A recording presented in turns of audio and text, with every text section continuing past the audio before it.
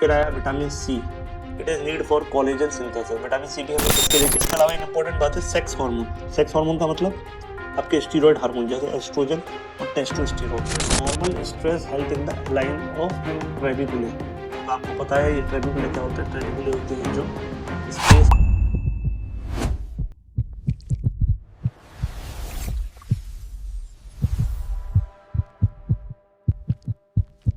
तो हेलो मेरे छात्रों मित्रों विद्यार्थियों। तो अगला टॉपिक जो हम शुरू करने वाले हैं उसका नाम है growth of the long bones. मतलब लॉन्ग बोन्स किस तरीके से ग्रो करती हैं, उसमें कौन कौन से फैक्टर्स हैं जो उसकी ग्रोथ को अफेक्ट करते हैं। चलिए देखते हैं। देखिए, ग्रोथ ऑफ लॉन्ग बोन कई सारे फैक्टर से अफेक्टेड होता है। सबसे पहला उसमें आपकी जेनेटिक्स यानी जीन्स, आपका न्यूट्रिशन, हार्मोन, मैकेनिकल स्ट्रेस कितना है बोन्स के ऊपर, blood supply, general overall health कैसी है उस पर्सन की, कोई मेडिकेशन तो नहीं ले रहा, और उसकी एज। तो ये सारे फैक्टर किसी भी इंसान के अंदर उसकी लॉन्ग बोन्स की ग्रोथ को अफेक्ट करते हैं। सबसे पहले हम जीन्स या जेनेटिक फैक्टर की बात करते हैं। तो genetic factor basically determine the potential height, because हम सभी के पास हाइट के रिगार्डिंग एक जीन्स होता है, और वो जो जीन्स होते हैं हाइट के रिगार्डिंग वही हमारी हाइट को हमारे हेरिडिटी के बेसिस पर डिसाइड करता है। Limb length and growth plate activity, clear. तो यानी लिम्ब की लेंथ कितनी होगी या प्रो ग्रोथ प्लेट की एक्टिविटी कैसी होगी, ये सब कौन जेनेटिक्स से कहते हैं। इनहेरिटेड डिसऑर्डर जैसे एकॉन्ड्रोप्लासिया, कौन सा? एकॉन्ड्रोप्लासिया। इस केस में आपकी जो ग्रोथ है बोन्स की वो कैसी हो जाती है? इम्पेयर हो जाता है। इसलिए एक जेनेटिक फैक्टर को भी हम कंसीडर करेंगे। दूसरा है आपका न्यूट्रिशन, मतलब आप कैसा न्यूट्रिशन लेते हो वो आपकी बोन की ग्रोथ को अफेक्ट करता है। जैसे प्रोटीन हमको अच्छी चाहिए डाइट में, क्योंकि प्रोटीन के थ्रू हमारे कोलेजन फाइबर बनेंगे जो कि बोन के स्ट्रक्चरल अरेंजमेंट में मेन फाइबर्स हैं। फिर हमें सॉल्ट चाहिए जैसे कैल्शियम या फास्फोरस, जो किस काम के लिए चाहिए? मिनरलाइजेशन प्रोसेस के लिए। विटामिन डी चाहिए। विटामिन डी का क्या हेल्प है? विटामिन डायरेक्टली कुछ नहीं कुछ करता, लेकिन ये इनडायरेक्टली कैल्शियम के एब्जॉर्प्शन को बढ़ा देता है बॉडी के अंदर। और अगर इसकी डिफिशियंसी हो जाए तो बच्चों के अंदर रिकेट्स और बड़ों के अंदर ऑस्टियोमलेशिया हो सकता है। ये भी इम्पेयर्ड ग्रोथ का ही डिसीज है, क्लियर। फिर आया vitamin C, it is need for collagen synthesis. Vitamin C भी हमें किसके लिए चाहिए? कोलेजन सिंथेसिस के लिए। कोलेजन फॉर्मेशन कौन करवाता है? आपका प्रोटीन, क्योंकि कोलेजन क्या है? प्रोटीन, लेकिन उनके ठीक तरीके से फॉर्म होने के लिए क्या चाहिए? Vitamin C. अगर इसकी डिफिशियंसी हो जाएगी तो डिसीज का नाम होता है स्कर्वी, ठीक है। और इसका रिजल्ट होगा स्टंटेड ग्रोथ। फिर है vitamin A. Vitamin A regulate करता है ऑस्टियोब्लास्ट या ऑस्टियोक्लास्ट सेल की एक्टिविटी को, ठीक है। एक्सेस और deficiency affect the growth plate, clear. तो विटामिन ए आपकी ऑस्टियोब्लास्ट और ऑस्टियोक्लास्ट यानी बोन फॉर्मिंग सेल और बोन रीएब्जॉर्प्शन सेल्स को एक्टिविटी को विटामिन ए कंट्रोल करता है। फिर आता है आपका हार्मोनल फैक्टर्स। हार्मोन्स भी एसेंशियली नॉर्मल ग्रोथ के लिए बहुत ज्यादा जरूरी है, जिनमें सबसे मेन हार्मोन जो आता है वो है आपका ग्रोथ हार्मोन, जिसको रिप्रेजेंट करते हैं हम जीएच से, कैपिटल जी कैपिटल एच। ये क्या करता है? It stimulate the chondrocyte proliferation at growth plate. तो एपीफाइसिस लाइन के पास जहाँ ग्रोथ प्लेट जो होती है डायाफाइसिस और एपीफाइसिस के बीच में, उस ग्रोथ प्लेट में जो कॉन्ड्रोसाइट होते हैं उनके अंदर ये प्रोलिफरेशन शुरू कराता है, उनको डेवलप होने में हेल्प करता है।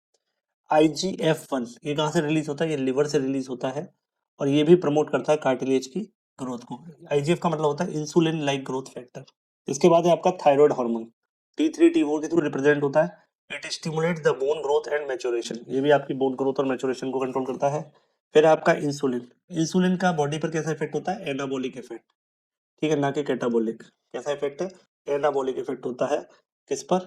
कोलेजन सिंथेसिस पर, यानी प्रोटीन सिंथेसिस में इसका मेन रोल होता है। और आपको पता है कोलेजन क्या है? प्रोटीन है।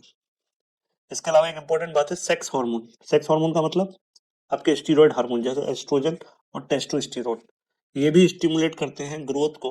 ग्रोथ स्पर्ट, जो रिपीटेड पैटर्न होते हैं ग्रोथ को, उसको हम बोलते हैं ग्रोथ स्पर्ट। एक साथ ग्रोथ नहीं होती, टुकड़ों टुकड़ों में ग्रोथ होती है ना। It cause closure of epiphyseal plate at the puberty. हमारी प्यूबर्टी पे जाके हमारी हाइट ऑलमोस्ट कांस्टेंट हो जाती है due to closure of epiphyseal plate. इसके अलावा हार्मोन से रिलेटेड कुछ डिसऑर्डर बोन में हम देख सकते हैं, जैसे जीएच, ग्रोथ हार्मोन का एक्सेस हो जाए तो जिगेंटिस हो जाएगा, अगर ग्रोथ प्लेट के क्लोजर से पहले होगा, और अगर बाद में होगा तो होगा acromegaly, clear. Growth hormone deficiency कहाँ देखने को मिलती है? पिट्यूटरी ड्वार्फिज्म में। किसमें? Pituitary dwarfism. हाइपोथायरॉयडिज्म में क्या देखने को मिलता है? Stunted growth. और हाइपर में क्या देखने मिलती है? Accelerated growth but early closure. ये मेन बातें हैं आपको देखने। ठीक है, ये हो गए हार्मोनल डिसऑर्डर। अब बात करते हैं मैकेनिकल फैक्टर कौन कौन से जो ग्रोथ को अफेक्ट करेंगे। तो सबसे पहला है फिजिकल एक्टिविटी या वेट बेयरिंग। इसीलिए आप देखते हैं जो भी वेट बेयरिंग वगैरह करते हैं उनकी बोन्स हमेशा मजबूत रहती है, क्योंकि वो बोन की ग्रोथ को स्टिमुलेट करता है, जो जिसको हम एक लॉ के थ्रू भी समझ सकते हैं, इसका नाम है वोल्फ लॉ। इसके बाद मैकेनिकल फैक्टर में आता है लैक ऑफ यूज। अगर हम बोन्स को ज्यादा यूज नहीं करेंगे तो बोन में कौन सी एक्टिविटी शुरू हो जाएगी, बोन रिजॉर्प्शन, और इसका stunted growth leads to paralysis और immobilisation. Normal stress help in the line of trabeculae. तो आपको पता है ये ट्रेबिकुले क्या होते हैं, ट्रेबिकुले होते हैं जो स्पेस होता है बोन सेल के आसपास का, है ना, उसको हम बोल देते हैं ट्रेबिकुले। लेकिन ट्रेबिकुले टेक्निकली क्या है, ये बहुत समझने वाली बात है। ट्रेबिकुले बेसिकली जो होते हैं बोन के अंदर पार्टीशंस होते हैं, बैंड या कॉलम कह दो कनेक्टिव टिश्यू में, उन कनेक्टिव टिश्यू के अंदर जो पार्टीशंस बने होते हैं उन्हीं को हम बोलते हैं ट्रेबिकुले। या ट्रेबिकुले बेसिकली हमें देखने को मिलते हैं कहाँ पर, ट्रेबिकुले मिलते हैं हमें स्पॉन्जी बोन के अंदर। किसके अंदर, स्पॉन्जी बोन के अंदर। लोकल फैक्टर्स, लोकल फैक्टर्स क्या अफेक्ट करते हैं ब्लड को, ब्लड सप्लाई होनी कैसी है बोन की, ये बात इस बात को डिफाइन करेगी। लोकल ट्रॉमा में डैमेज टू एपिफाइजियल प्लेट और ग्रोथ अरेस्ट और डिफॉर्मिटी, अगर कोई ग्रोथ वाले रीजन में ट्रॉमा हो जाए या कोई चोट लग जाए उससे भी। इन्फेक्शंस में आपको पता ही है ऑस्टियोमाइलिटिस पे डिस्ट्रॉय द ग्रोथ प्लेट। और ट्यूमर की मैं बात करूँ या सिस्ट की बात करूँ तो इट में इंटरफेयर द लोकल ग्रोथ। तो ये सारे फैक्टर्स आपको ध्यान में रखने हैं।